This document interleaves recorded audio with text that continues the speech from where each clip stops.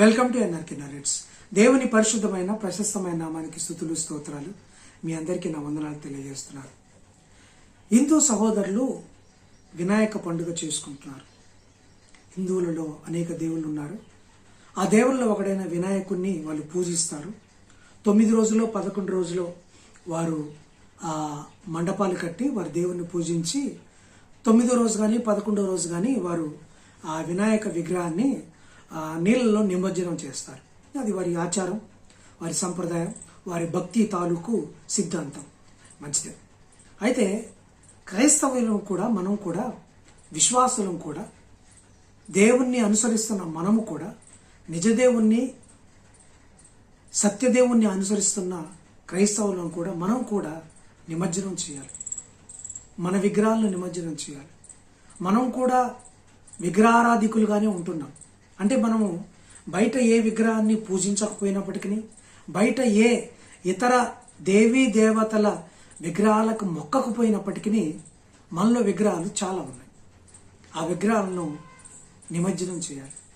ఆ విగ్రహాలు నిమజ్జనం చేయకపోతే మనం మునిగిపోయే ప్రమాదం ఉంది. నీళ్ళలో కాదు, నరకంలో మునిగిపోయే ప్రమాదం ఉంటుంది. నరకంలో మునిగిపోయే ప్రమాదం ఉంటుంది. క్రైస్తవులకు ఉన్న విగ్రహాలు ఏంటి? క్రైస్తవులు నిమజ్జనం చేయాల్సిన విగ్రహాలు ఏంటి? దేవుడు చెప్పాడు, నేను తప్ప మీకు వేరే దేవుడు ఉండకూడదని చెప్పాడు. ఓకే.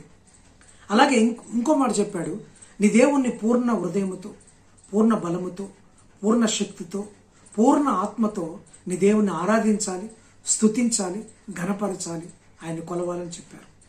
ఈరోజు చాలామంది ఈ పూర్ణంలో అసంపూర్ణంగా ఉంటున్నారు, పరిపూర్ణంగా ఉండట్లేదు. పూర్ణం అంటే ఇక అందులోకి ఏది చేరకూడదు. అంటే దేవునికి ప్రథమ స్థానం ఇవ్వాలి, పూర్తి స్థానం ఇవ్వాలి. చాలామంది క్రైస్తవులు దేవునికి ప్రథమ స్థానం ఇవ్వకుండా, పూర్తి స్థానం ఇవ్వకుండా ఆయన్ని ఎక్కడో చివరిలో పెట్టేస్తున్నారు. ఆయనకు ర్యాంకు తక్కువ ఇచ్చేస్తున్నారు. కొంతమంది ఆస్తికి ప్రాధాన్యత ఇస్తున్నారు, కొంతమంది అందానికి ప్రాధాన్యత ఇస్తున్నారు, కొంతమంది డబ్బుకు ప్రాధాన్యత ఇస్తున్నారు, కొంతమంది వారికి ఉన్న భర్తలకో భార్యలకో పిల్లలకో ప్రాధాన్యత ఇస్తున్నారు, కొంతమంది వారి వృత్తికి ప్రాధాన్యత ఇస్తున్నారు. కానీ దేవునికి ప్రాధాన్యం ఇవ్వడం లేదు. వారు ప్రేమించే విషయాలు అనేకం ఉన్నాయి. దేవుని కంటే ఎక్కువగా ప్రేమిస్తున్నారు. దేవుని కంటే ఎవరిని ఎక్కువ ప్రేమించినా, ఎవరిని ఎక్కువగా నువ్వు చూసినా అది నీకు విగ్రహమే అవుతుంది. ఆ విగ్రహాన్ని ఈరోజు నిమజ్జనం చేయాలి. అలాగే జాగ్రత్తగా గమనించండి. ఇప్పుడు అందరిలో కొత్తగా పుట్టుకొచ్చిన ఒక విగ్రహం ఉందండి. కొత్తగా పుట్టుకొచ్చిన విగ్రహం ఏంటంటే mobile phone, cell phone, smart phone. Mobile phone, cell phone, smart phone. ఈ స్మార్ట్ ఫోను క్రైస్తవులకు ఇదొక ఐడియల్గా మారిపోయింది, విగ్రహంగా మారిపోయింది. దేవునికి కేటాయించాల్సిన సమయంలో, దేవునికి ఇవ్వాల్సిన సమయంలో ఇవ్వకుండా ఈ మొబైల్, ఈ స్మార్ట్ ఫోన్ అడ్డుకుంటుంది. ఈ స్మార్ట్ ఫోన్లోనే చాలామంది యవనస్తులు, పిల్లలు, పెద్దవారు, ఆడవారు, మగవారు, ఇలా ఎవరు తేడా లేకుండా అందరూ ఈ స్మార్ట్ ఫోను ఊపిలో పడిపోతున్నారు. విగ్రహంలో మొక్కేస్తున్నారు, దీని విగ్రహంలో చూసేస్తున్నారు, గంటలు గంటలు ఇందులో గడిపేస్తున్నారు. ఏమనంటే పేరుకి మెసేజ్లు చూస్తున్నాం కదండి, క్రైస్తవ పాస్టర్లు చెప్పే మెసేజ్లు చూస్తున్నాం కదా అంటారు. అది చూసేది కొద్దిసేపు, ఆ తర్వాత బయటి వార్తలు కానీ, బయటి కామెడీ షోలు కానీ, బయటి వీడియోలు చూసేది ఎక్కువ. గంటలు గంటలు చూస్తున్నారు. రోజులో 24 గంటలు ఉంటే ప్రతి ఒక్కరు గంటలు గంటలుగా ప్రార్థన చేసేది తక్కువ, చర్చికి వచ్చేది తక్కువ, ఇంట్లో వ్యక్తిగత ప్రార్థన చేసుకునేది తక్కువ, మెడిటేషన్ బైబిల్ గ్రంథాన్ని చదివేది తక్కువ, దీన్ని ధ్యానించేది తక్కువ, దీన్ని అర్థం చేసుకునేది తక్కువ, క్రైస్తవ స్నేహితులతో చర్చించేది, విశ్వాసాన్ని బలపరుచుకునేది తక్కువ. కానీ ఈ ఫోన్లలో, ఈ స్మార్ట్ ఫోన్లలో పడి తమ సమయాన్ని అంతా వృధా చేసుకుంటున్నారు. ఎక్కువ సమయం దాన్నే కేటాయించి దాన్నే ప్రేమిస్తున్నారు, దాన్నే ఇష్టపడుతున్నారు. నువ్వు దేనికి ఎక్కువ సమయం కేటాయిస్తావో అది నీకు విగ్రహం అయిపోతుంది, అది నీకు ఐడియల్ అయిపోతుంది. తద్వారా అది నువ్వు ఐడియల్ వర్షిప్ చేసినట్టు అవుతుంది. స్మార్ట్ ఫోను ఎడిక్షన్లో చాలామంది పడి ఉన్నారండి. ముఖ్యంగా యవనస్తులు ఇందులో పోర్న్ వీడియోస్ ఎక్కువ చూస్తున్నారు, బూతు బొమ్మలు, బూతు వీడియోలు చూస్తున్నారు.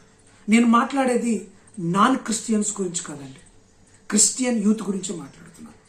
I'm talking about Christians, Christian youth, Christian youngsters గురించి నేను మాట్లాడుతున్నాను. వీరే ఎక్కువగా బూతు బొమ్మలు చూస్తున్నారు. ఇది ఒక విగ్రహం అయిపోయిందండి. ఎక్కువ చాటింగ్, ఇన్స్టాగ్రామ్ అని, ఫేస్బుక్ అని, యూట్యూబ్ అని రకరకాల యాప్స్ వచ్చినాయి. ఇందులో ఎక్కువ టైం స్పెండ్ చేస్తున్నారు. పొద్దున్నే లేచి ఉదయకాలంలో ప్రాతకాలంలో ఏం చేయాలండి? మనం ఏం చేయాలి? ప్రార్థన చేసుకోవాలి, వాక్య ధ్యానం చేసుకోవాలి, దేవునితో సంభాషించాలి. అది కాకుండా ఎంతమంది యవనస్తులే కాదండి, స్త్రీలు, పురుషులు, పిల్లలు అందరూ కూడా పొద్దున్నే లేవగానే ఫోన్ పట్టేసుకుంటున్నారు. ఏం నోటిఫికేషన్స్ వచ్చాయి, ఏం మెసేజ్లు వచ్చాయి, ఏం ఫొటోస్ వచ్చాయి, ఇవి పెట్టేస్తున్నారు, ఇవి చూసేస్తున్నారు. ఇది కాదండి. అంటే ప్రాతకాలంలో, ఉదయకాలంలో నువ్వు దేవునికి కేటాయించాల్సిన సమయంని ఎవరు కేటాయిస్తున్నావు? ఎవరికి ఇచ్చేస్తున్నావు? ఫోన్కి ఇచ్చేస్తున్నావు. అంటే అర్థం ఏంటి? నువ్వు ఫోన్ను ఎక్కువగా ఇష్టపడుతున్నట్టుగా లెక్క, ఫోన్ను ప్రేమిస్తున్నట్టుగా లెక్క, ఫోన్ ద్వారా నువ్వు ఎక్కువగా దాన్ని అడిక్షన్ అయిపోయినట్టుగా లెక్క. తద్వారా నీ దేవునికి నువ్వు దూరం అవుతున్నావు కదా. దూరం అవుతున్నావు అంటే ఇంకేదో ఐడియల్ ఉందన్నట్టుగా లెక్క. నీ ఫోన్ ఐడియల్ అవుతలేదా? పడుకునే ముందు కూడా బెడ్ మీదకి పోయి కూడా ఫోన్ చూస్తూ ఎప్పటికో పడుకుంటున్నారు. ఒక పిల్లల్ని పట్టించుకోవట్లేదు, ఒక భర్తను పట్టించుకోవట్లేదు, ఒక భార్యను పట్టించుకోవట్లేదు, ఒక కూర్చొని క్రైస్తవ సంభాషణలు చేసుకోవటం లేదు, ఒక కుటుంబ ప్రార్థన లేదు, ఒక ఉపవాస ప్రార్థన లేదు, ఒక కంబైన్డ్ ఫెలోషిప్ లేకుండా పోతుంది క్రైస్తవ్యంలో. ఈ ఫోన్ అన్నిటినీ చెడగొడుతుందండి. అపవాది మనకు స్మార్ట్ ఫోన్ ఇచ్చి వాడు స్మార్ట్గా వ్యవహరిస్తున్నాడండి. వాడు సంతోషపడుతున్నాడు. స్మార్ట్గా, కన్నింగ్గా మనకి ఈ స్మార్ట్ ఫోన్ ఇచ్చి క్రైస్తవ్యంలో కుంపటి లాగేస్తున్నాడు. మనల్ని నరకానికి దగ్గరగా చేసేస్తున్నాడు. నరకానికి అడుగు దూరంలో ఉంచుతున్నాం. మనం ఇప్పుడు చాలా నియర్గా అయిపోయాం నరకానికి. ఎందుకు? ఈ సెల్ ఫోన్ వల్ల, ఈ స్మార్ట్ ఫోన్ వల్ల. వాడు మనకు స్మార్ట్ ఫోన్ ఇచ్చి వాడు చాలా స్మార్ట్గా వ్యవహరిస్తున్నాడు. జాగ్రత్త. చాలామంది ఇందులోనే పడిపోయారు. చాలామంది ఇందులో పడిపోయారు, డిగ్ అయిపోయారు, ఊబిలో కూరుకుపోయారు. స్మార్ట్ ఫోను మంచిది, నేనేమి దాన్ని చెడ్డది అనట్లేదు. కానీ ఎలా వాడాలో జ్ఞానం లేకుండా వాడితే అది నిన్ను ముంచేదిగా ఉంటుంది. పాము మంచిదని పక్కలో పెట్టుకుంటే కడవక మానదు. సెల్ ఫోన్ కూడా పక్కలో పెట్టుకొని పడుకునే వాళ్ళు ఉన్నారు. ఇంతకుముందు బైబిల్ ఉండేది ఒక పక్కన, లేదా తలకాడు ఉండేది, సరే అది పోనీ పక్కన ఉండేది. ఇప్పుడు బైబిల్ కాకుండా, ఈ పరిశుద్ధ గ్రంథం కాకుండా ఏ మొబైలో, ఏ స్మార్ట్ ఫోనో ఉంటుంది. ఏమనంటే అందులో కూడా వాక్యం ఉంది కదండి, అందులో కూడా బైబిల్ ఉంది కదండి, యాప్ ఉంటుంది. కొంతమందికి ఉంటాయి. ఇంట్లో ఒక బైబిల్, కారులో ఒక బైబిల్, బండిలో ఒక బైబిల్, బ్యాగులో ఒక బైబిల్ ఉంటాయి. ఉండటానికి ఏముందండి? చదవరు, కానీ ఫోన్ మాత్రం రోజు చూస్తారు. ఇంతకుముందు ఫోన్లు రాకముందు తెల్లవారు రాగానే పేపర్లు చూసేవాళ్ళు, న్యూస్ పేపర్స్ చూసేవాళ్ళు. ఇప్పుడు ఆ న్యూస్ పేపర్ పోయింది, అంతా ఫోన్లోనే. న్యూస్ చూడాలన్నా, ఇంకేదైనా చూడాలన్నా, నోటిఫికేషన్ చూడాలన్నా ఈ ఫోన్లోనే. ఎలా అండి? ఎలా?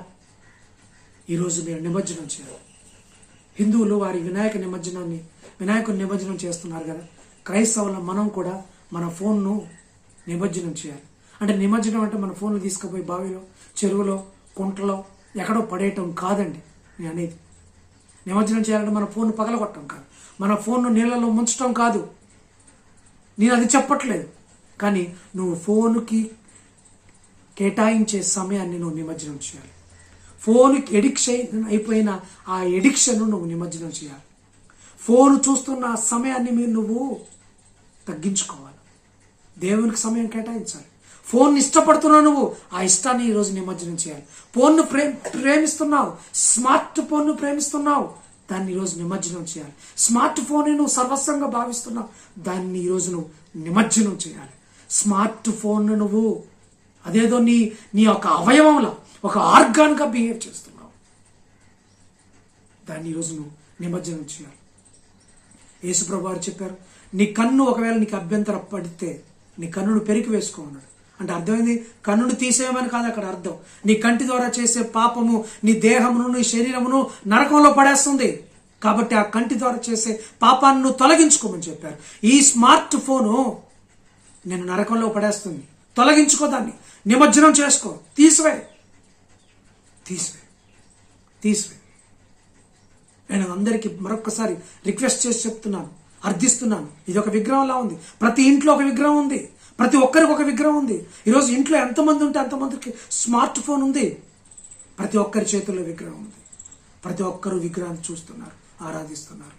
ఇటు నిమజ్జనం చేతులు జోడించి చెప్తున్నాను, దీన్ని గనక మనం ఎక్కువగా ప్రేమిస్తే మనం నరకానికి దగ్గర వాళ్ళం అవుతాం.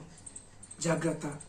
దీన్ని మీరు విశ్వసించి ఈ మాటలను మీరు ఒకసారి అర్థం చేసుకొని దీన్ని పాటించవలసిందిగా మిమ్మల్ని సవినయంగా కోరుకుంటూ నమస్కరిస్తూ అర్థిస్తూ ప్రార్థిస్తున్నాను.